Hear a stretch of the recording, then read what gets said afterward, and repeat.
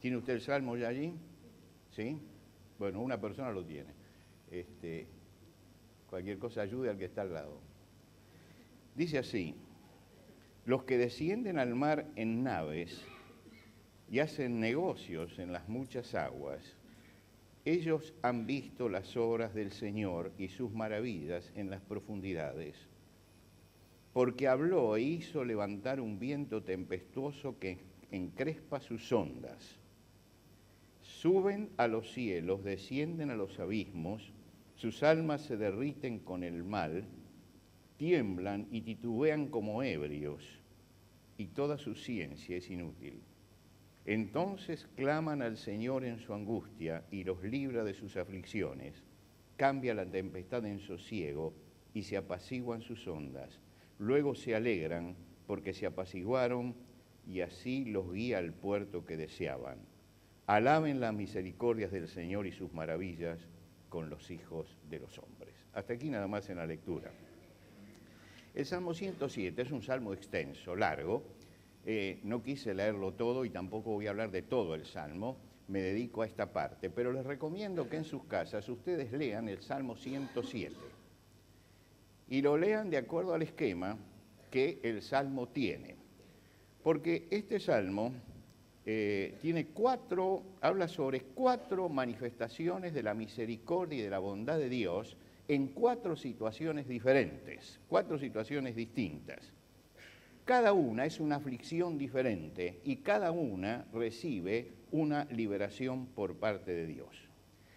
La primera de las cosas que el primer cuadro que nos presenta es un cuadro que tiene que ver con el desierto, la caravana que se perdió en el desierto. ¿Sí? La caravana que ha perdido el rumbo en el desierto. Dice, anduvieron perdidos por el desierto, por la soledad, sin camino, sin hallar ciudad donde vivir, hambrientos y sedientos. Es decir, los que atraviesan el desierto y llega un momento que pierden el rumbo y perdidos como están, se les acaban las provisiones y entran en crisis.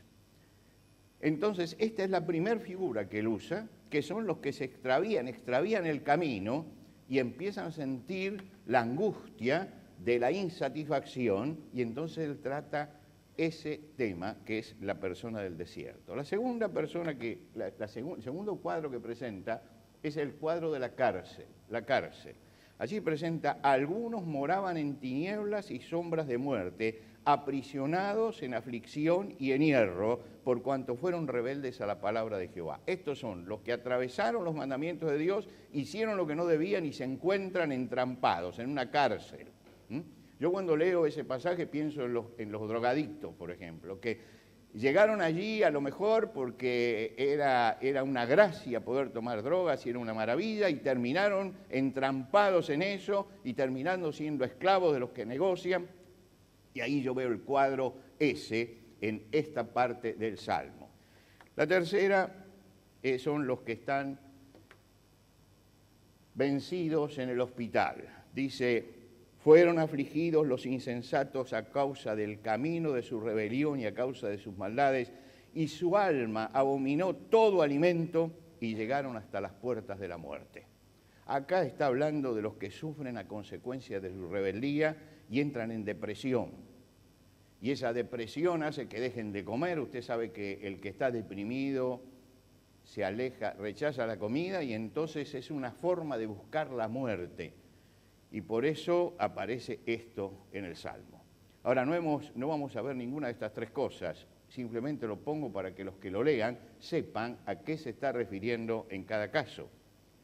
Pero el cuarto es, el primero era en el desierto, los que tomaron un camino torcido; el segundo era en la cárcel, que fueron rebeldes a la palabra de Dios; el tercero fue en el hospital, que fueron insensatos e hicieron el mal y ahora desean la muerte. Pero llegamos al cuarto, y el cuarto, que es lo que hemos leído, es totalmente diferente. Y es totalmente diferente porque no sucede ni en el desierto, ni en la cárcel, ni en el hospital, sino que sucede en el mar. En el mar.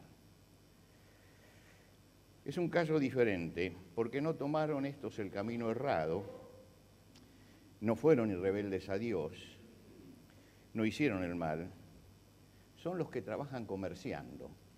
En aquel momento había que comerciar con los demás pueblos y para comerciar había que trasladarse, llevar la mercadería y venderla. No existía otra forma de comunicación. Y entonces tenían que subirse en el barco y a lo mejor dejar a la familia durante 2 o 3 meses con su mercadería, ir a otros pueblos y tratar de comerciar. O en las costas de su propia nación, ir llevando eso para comerciar. Ahora dice, los que están así son los que descienden al mar en naves y hacen negocios en las muchas aguas, es decir, nosotros llamaríamos esto alta mar, los que van a alta mar y van en sus naves trabajando y no toman conciencia de la profundidad del lugar donde están. Y de pronto se produce una tormenta, Dice, ellos han visto, los que han hecho esto han visto las obras del Señor y sus maravillas en las profundidades, porque habló e hizo levantar un viento tempestuoso que encrespa sus ondas. Usted dice, pero esto es una contradicción. Dice, porque dice, ellos han visto las obras de Jehová y sus maravillas cuando les mandó una tormenta. Les mandó una tormenta y ellos vieron la gloria del Señor y vieron sus maravillas en esto. Ahora, yo no sé si alguno ha pasado una tormenta en el mar, en una embarcación precaria, pero yo le digo que es angustiante. Yo tuve que pasar una mañana, tenía un día libre en el Perú, y tengo un buen amigo que me dijo, te vamos a llevar para conocer una lobería que está más allá de la costa, detrás de los farallones, ¿no? Esas rocas que sobresalen. Dice, vamos a ir allá y vas a ver los lobos marinos y la fauna y todo lo demás. Así que esa mañana, nublado, como siempre es Lima, llegamos a la costa y nos estaba esperando un señor con un gomón. Ahora, el gomón, ¿saben lo que es un gomón, no? Entonces el gomón tenía uno de esos motores fuera de borda, empezó a hacerlo funcionar, el motor no funcionaba. Y entonces yo dije, bueno, nos quedamos. Yo la verdad que no tenía muchas ganas de meterme en un día así, que ya veía lo que veía, pero entonces dije, bueno, fenómeno, dije, no se hagan problemas, nos vamos. Y el señor dijo, no, tenemos otro vehículo.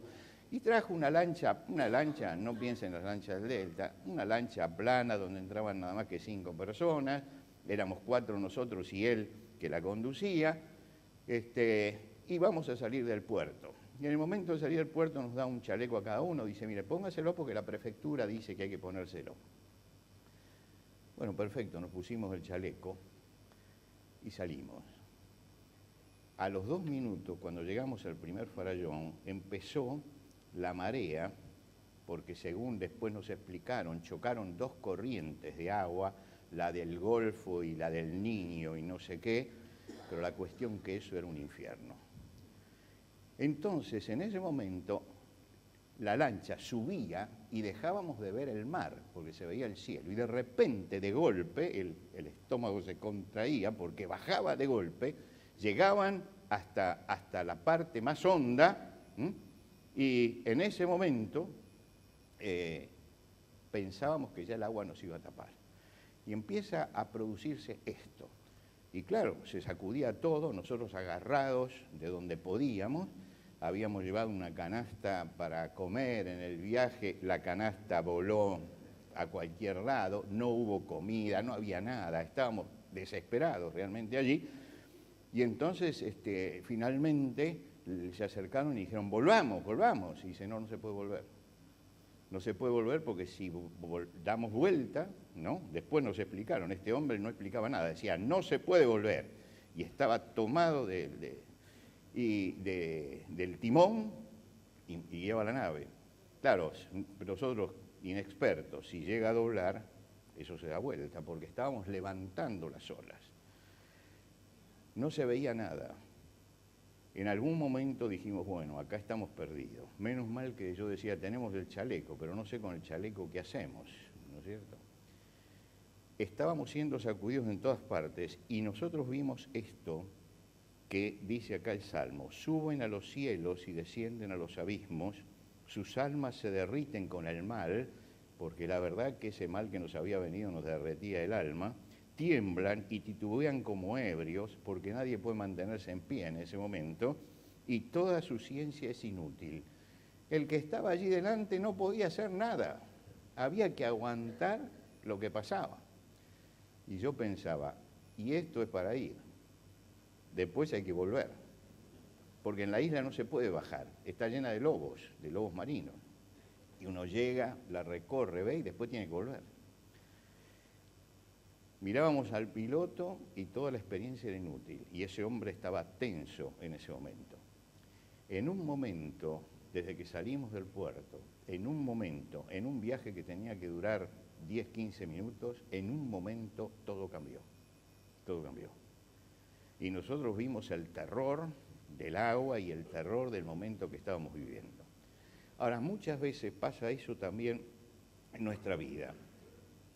Estamos en paz y todo se desliza como por aceite, sobre aceite, ¿no? Navegamos tranquilamente y de pronto aparece el viento de la prueba, que aparece inesperadamente. No lo esperamos y aparece. Y resulta que no podemos retroceder, nadie puede dar marcha atrás cuando vienen estas cosas en la vida, tiene que seguir adelante. Llegamos a las muchas aguas, a las muchas aguas. No son los lugares de poca profundidad, en los lugares de poca profundidad no pasa eso. Pero hay momentos en que uno llega a las muchas aguas, y en las muchas aguas es donde uno empieza a sentir la presión de la prueba, y uno dice, esto no me pasaría, pero te está pasando. Pero justamente a mí, sí, justamente a ti. Pero yo estaba predicando, esa noche iba a hablar de la tormenta en el mar. Y el Señor me dio una lección, pero gráfica, que esa noche nunca prediqué con tanta propiedad como esa noche acerca de la tormenta de los discípulos en el mar. Era terrible lo que pasaba, y para colmo no estábamos en una lancha, estábamos en un vehículo precario, en una nave precaria, totalmente precaria. Lo único que tenía era el motor fuera de borda, y después eran 4 bancos sobre una tabla y agarrados y un timón delante, lo único que había. Ahora, ustedes pregúntense, ¿dónde quiero estar? ¿En el lugar donde de poca profundidad o en el lugar de máxima profundidad? ¿En las pocas aguas o en las muchas aguas? Y bueno, yo sí tengo que elegir, digo, yo me quedo en las pocas aguas y no subo al barco, pero lamentablemente estamos embarcados en la vida. Y llega un momento que estamos no en el lugar donde las cosas se deslizan como queremos, sino que estamos en medio de las tormentas. Cuando las cosas se deslizan bien y estamos sobre aceite, entonces experimentamos la paz, alabamos al Señor, nos reunimos con alegría y nos sentimos valientes, y el Señor está allí, pero es casi imperceptible su presencia, porque nos está yendo bien, nos está yendo bien.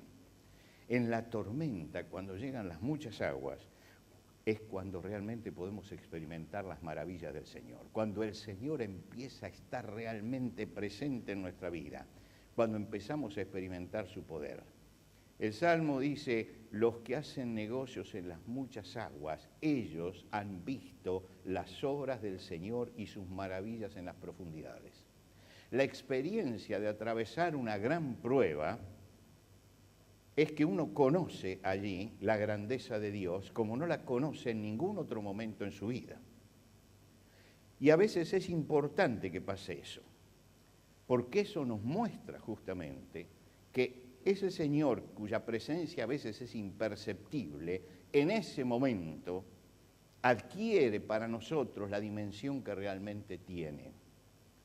Cuando los discípulos en una noche empiezan a cruzar el mar de Galilea y hay paz, y el Señor está con ellos, el Señor duerme en el cabezal y casi lo ignora el Señor. Está allí con nosotros, está allí, está durmiendo en el cabezal, está en la almohada que tenían en la punta para los que tenían que descansar. El Señor se puso allí a descansar porque Él no era marino, era carpintero. Los marinos, los pescadores eran los que tenían que manejar la nave. Y los pescadores entran en la tormenta, y en la tormenta llega un momento que se le acaba la capacidad de manejar el barco, y en ese momento es cuando sacuden al Señor y dice, Señor, ¿no te das cuenta lo que nos está pasando? Dice, y allí es cuando el Señor se levanta y para la tormenta. Dice, pero hombres de poca fe, ¿eh? ¿Por qué tienen miedo? Es que no tienen fe. Es decir, allí es donde se experimenta la grandeza de Dios, en el momento supremo de la prueba, en el momento en que entramos a las muchas aguas y las muchas aguas se encrespan y todos tenemos que atravesarlas.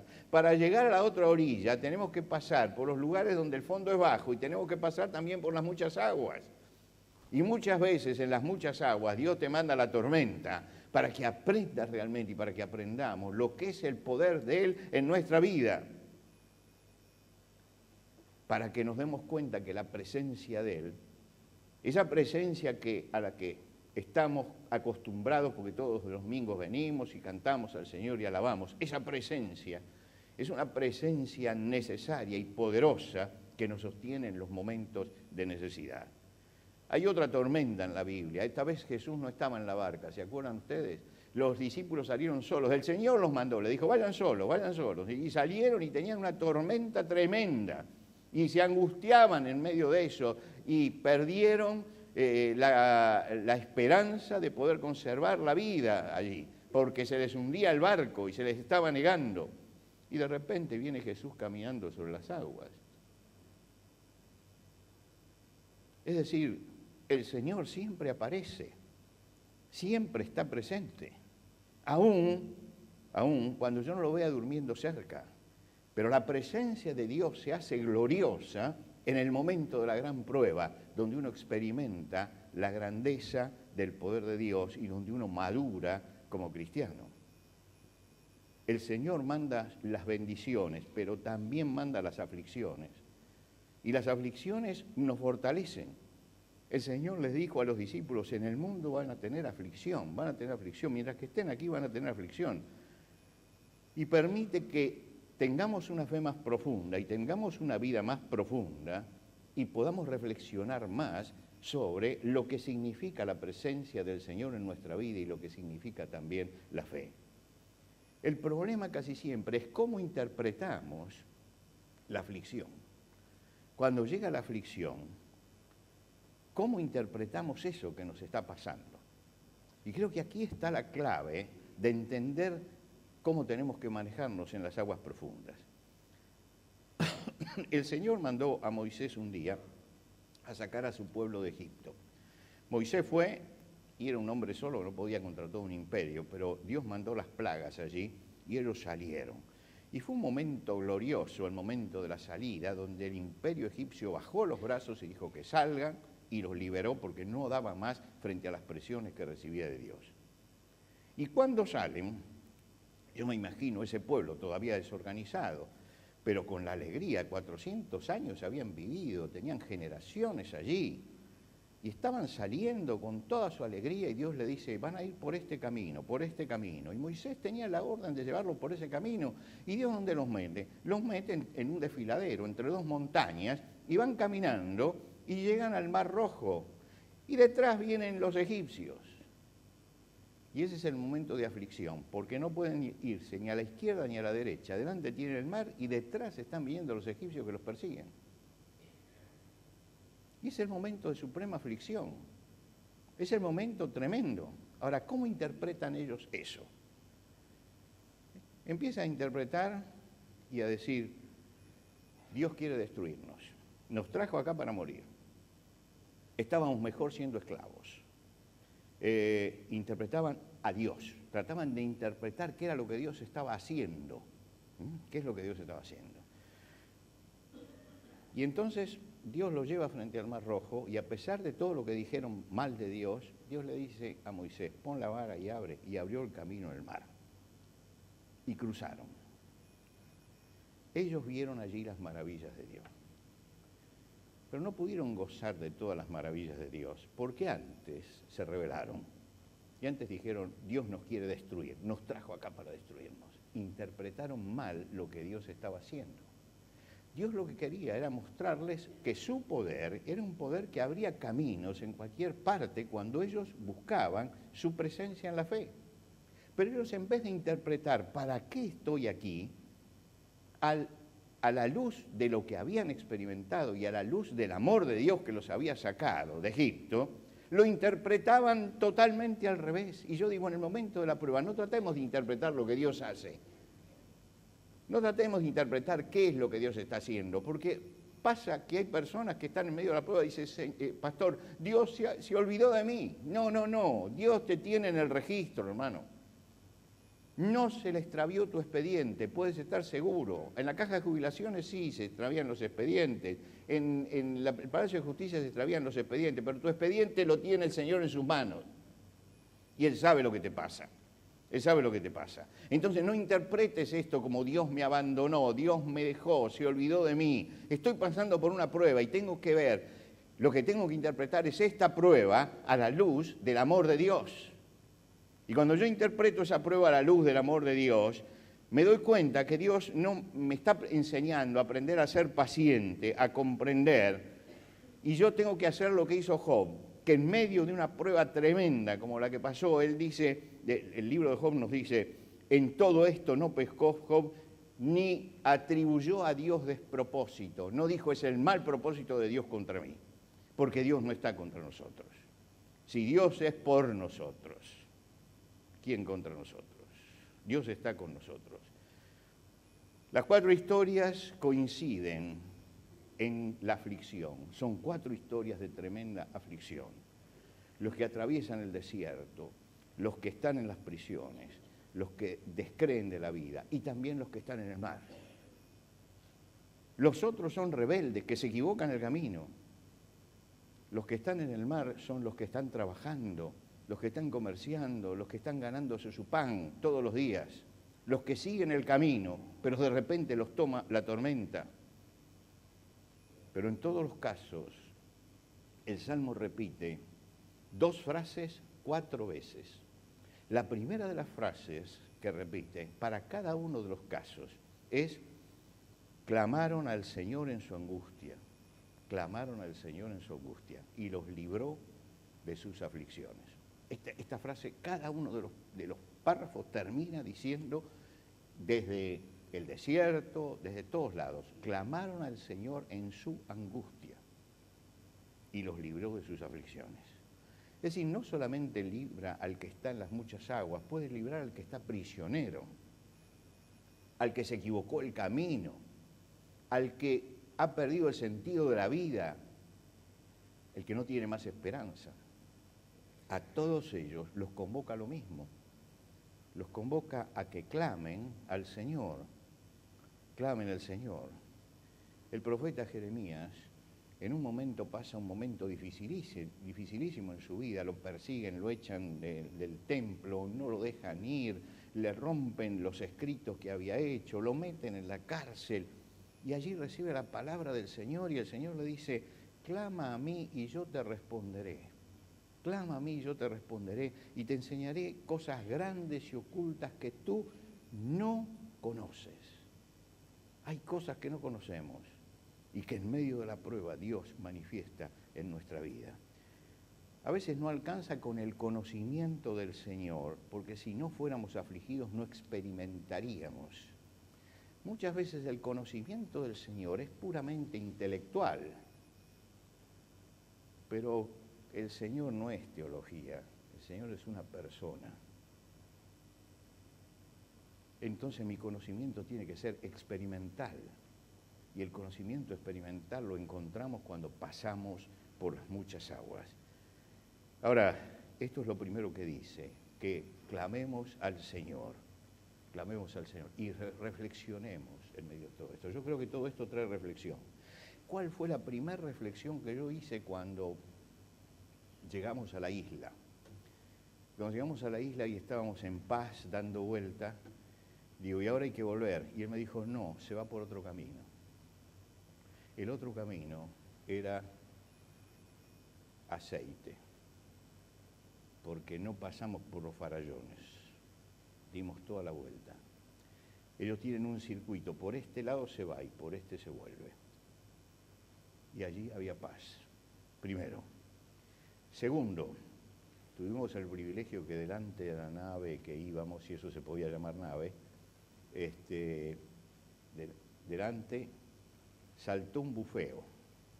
Un bufeo es un bufeo de mar, es un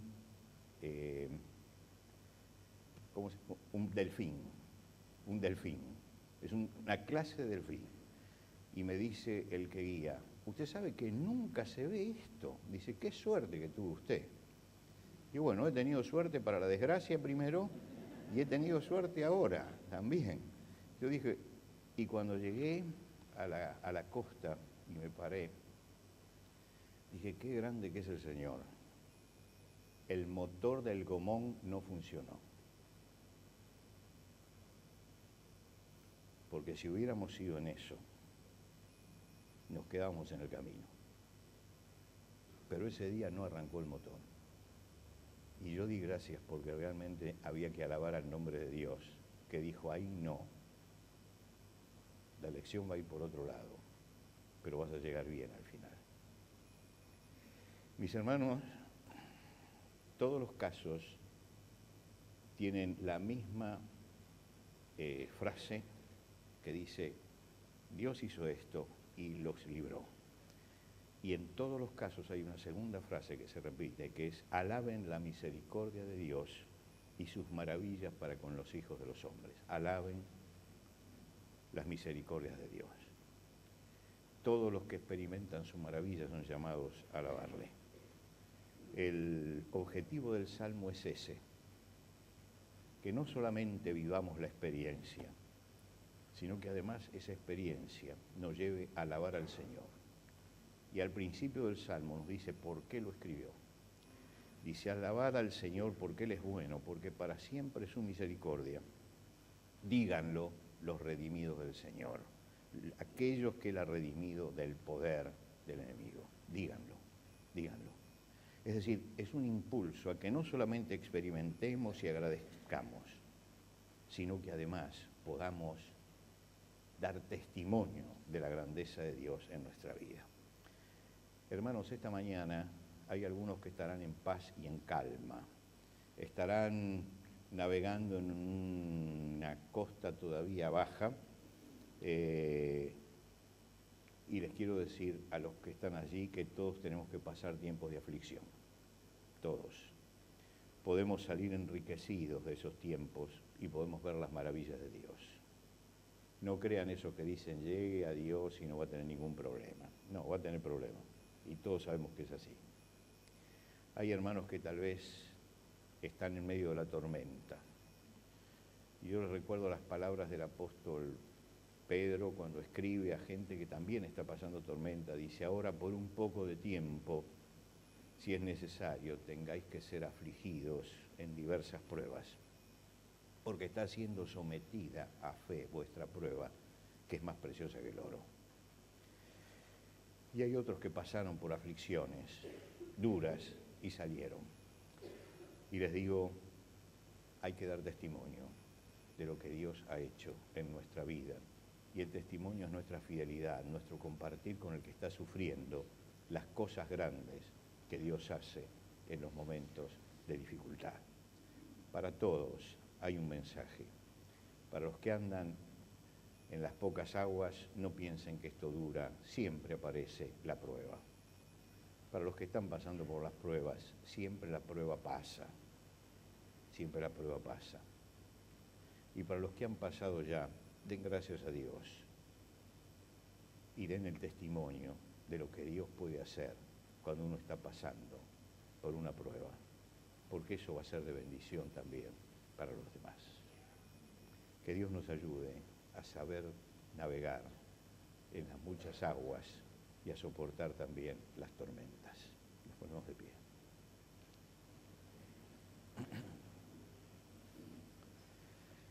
Señor, te agradecemos porque tú siempre estás con nosotros. Y la presencia tuya se hace más maravillosa y más grande cuando tenemos que atravesar las tormentas, los problemas. cuando comenzamos a tener que depender absolutamente de ti, porque se han acabado todas las pericias humanas. Allí, Señor, es cuando vemos tus maravillas y tu grandeza. Y tú sabes que somos bastante cobardes y que no nos gusta pasar por esto, que quisiéramos repetir con el Padre Nuestro: no nos metas en tentación, líbranos del mal. Y lo oramos permanentemente, pero sabemos que muchas veces las dificultades son necesarias. Señor, que tu Espíritu nos dé la fortaleza como para atravesar y ver las maravillas tuyas. En las muchas aguas es donde se ve realmente la grandeza de tu amor para con nosotros, tu misericordia y tu poder.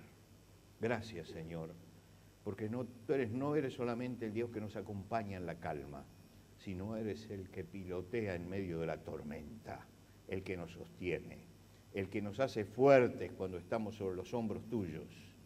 Y, Señor, reclamamos esa fortaleza de ti. Señor, esta semana permítenos vivir tomados de tu mano y permítenos, Señor, atravesar el tiempo que nos toque con la bendición tuya. Te lo rogamos por Cristo Jesús.